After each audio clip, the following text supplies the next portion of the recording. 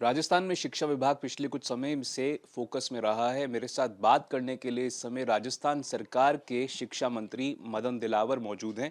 मदन जी, जिस तरह से 9 साल की बच्ची की मौत का मामला सामने आया, एक प्रोमिनेंट स्कूल जिसके जो चलाने वाले हैं वो काफ़ी रसूखदार बताए जाते हैं, और जो लड़की के पेरेंट्स हैं उनका कहना है कि पूरे मामले में कार्यवाही नहीं हो रही है। स्कूल की तरफ से एक तरह से एक ओपेक माहौल क्रिएट किया जा रहा है जानबूझकर। ना तो स्कूल को की तरफ से पेरेंट्स को कुछ बताया जा रहा है कि क्या हुआ था उनकी बच्ची के साथ, ना ही कोई किसी प्रकार से संवेदना जो है जिस तरह से जताई जानी चाहिए थी वो जताई गई। ऐसा नहीं, मैं स्वयं उनके घर जाके आया हूँ।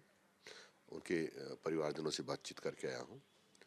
और हमने कहा है कि ये जो अपना CBSE है उससे मान्यता उनकी, वो भी जांच कर रहे हैं और हम भी जांच करेंगे। यदि कोई कार्रवाई हमारे पार्ट पर होनी है तो वो करेंगे। मदन जी, आज 2 दिसंबर है। बच्चे की मौत 1 नवंबर को हुई थी, यानी कि 1 महीने से ऊपर समय निकल चुका है। आप कह रहे हैं जांच होगी।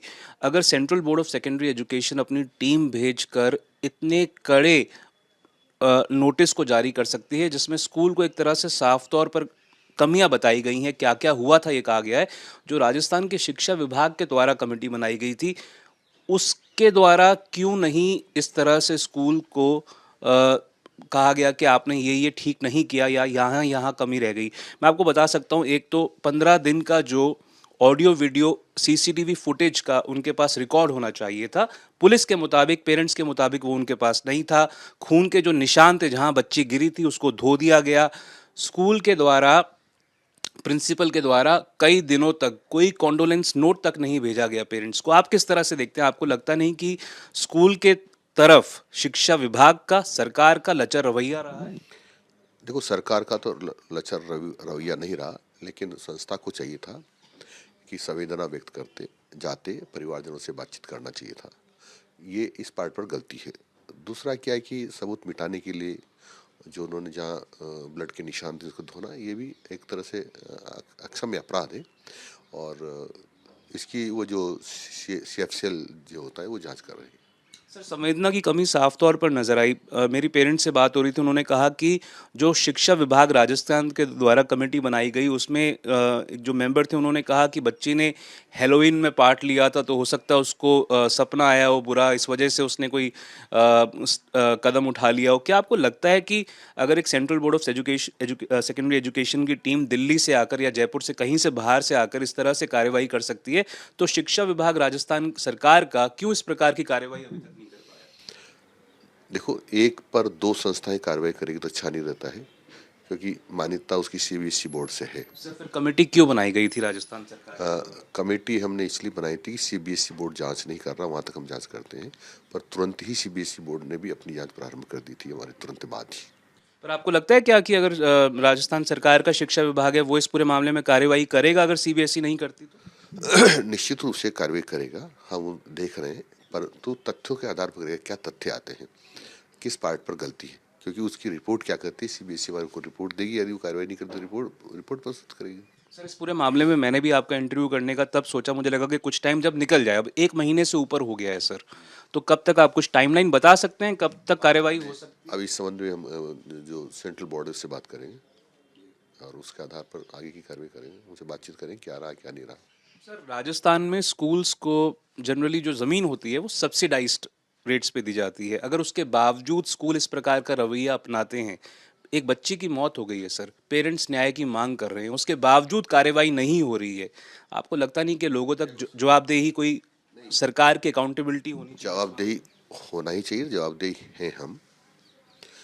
लेकिन किस पार्ट पर गलती रही है, क्या रहा है, ये बोर्ड हमको बताएगा कि हमने सब जांच की में? उस। बोर्ड ने तो नोटिस जारी कर दिया सर, उन्होंने एक सिलसिलेवार तरीके से बातें कही हैं कि काउंसलर को कंसल्ट नहीं करवाया गया, बच्ची की बार बार शिकायत लगाने के बावजूद नहीं लगाया गया, जो वीडियो ऑडियो रिकॉर्डिंग होनी चाहिए थी 15 दिन की वो स्कूल के पास नहीं थी, खून के जो निशान है वो मिटा दिए गए।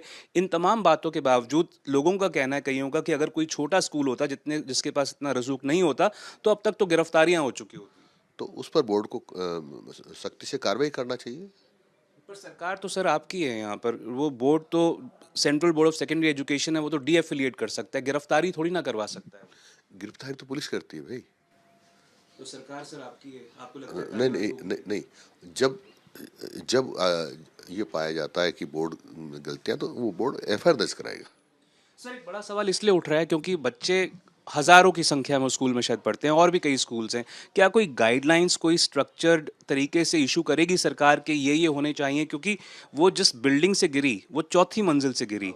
अब अगर क्या उसके पास ये परमिशन थी चौथी? होना चाहते हैं आप कि मैंने कहा कि गाइडलाइंस का पूछ रहा हूँ सर, कोई जारी करेगी कैसे? गाइडलाइन स्टेट गवर्नमेंट की गाइडलाइन जारी है, स्टेट गवर्नमेंट की गाइडलाइन जारी है, और सीबीएसई बोर्ड की भी गाइडलाइंस जारी होगी। हमारी गाइडलाइंस के हिसाब से हम उस पर काम करेंगे। सर इतनी बड़ी बिल्डिंग क्या अलाउड होती है स्कूल्स को कि अगर मान लीजिए 6 फ्लोर की या चौथी मंजिल से तो बच्चे गिरी है खुद, ये क्या ये बिल्डिंग अलाउड थी सर इतनी ऊपर तक? मैंने कहा ना, सीबीएसई बोर्ड के अलग हैं, हमारे अलग हैं, ये उनसे जानकारी करेंगे। सर एक सवाल ये भी खड़ा हो रहा है कि आपकी सरकार के द्वारा हाल ही में एक ऑर्डर इशू किया गया कि दिसंबर 6 को शौर्य दिवस के तौर पर मनाया जाएगा। वो आपने ऑर्डर इशू किया और कुछ घंटों के अंतराल में उसको विड्रॉ कर लिया गया। ये कहा गया कि एग्जामिनेशंस हैं इसलिए विड्रॉ किया गया है। क्या ये बात पहले नहीं पता थी कि एग्जामिनेशंस है? इस पर मैं अभी कोई चर्चा नहीं करूँगा। सर कहा जा रहा है कि इसके पीछे की राजनीति है, सरकार के अंदर की राजनीति है। क्या कोई दबाव था कि भाई इसको विड्रॉ करें? कोई किसी का कोई दबाव नहीं। सर ये बड़ा सवाल इसलिए भी है क्योंकि हाल ही में झालावाड़ के पिंपलोद इलाके में स्कूल की बिल्डिंग की छत गिर गई, कई बच्चे दब के मर गए। तो स्कूल्स को लेकर सरकार की प्राथमिकताएं क्या हैं? क्या इस बात को लेकर, क्योंकि आपको लगता नहीं कि अगर कोर्ट की तरफ से कह दिया जा चुका है कि वो एक क्रिमिनल एक्ट था, जिस तरह से दिसंबर 6 1992 को बाबरी मस्जिद के स्ट्रक्चर को गिराया गया, उसके बावजूद अगर आप शौर्य दिवस मनाने की बात कर रहे हैं, क्या आपको लगता नहीं इससे सांप्रदायिक उन्माद? आप कहाँ लगे बात को? आप पिपलोदी की बात करते होते होते बच्चों की बात करते हो। प्राथमिकताएं की बात कर रहा हूँ सर, प्राथमिकताएं कहाँ हैं सरकार किसकी? सरकार हमारी प्राथमिकता ये है कि बच्चों को अच्छी गुणवत्तापूर्वक शिक्षा मिले और संस्कार युक्त शिक्षा मिले। हमारी प्राथमिकता ये है। सर मैं कल भी कुछ स्कूल्स में गया था, दीवारें जो हैं जर्जर पड़ी हुई हैं, इमारतें जर्जर पड़ी हुई हैं, और सरकार इस प्रकार के ऑर्डर अगर पास कर रही है तो ये सवाल तो बनता है। ये कांग्रेस के किए हुए काली करतूते हैं। यदि पहले से ही वो तय करते कि कितनी, किस बिल्डिंग की कितनी उम्र है, और इस उम्र होते ही उनको गिरा देना चाहिए था।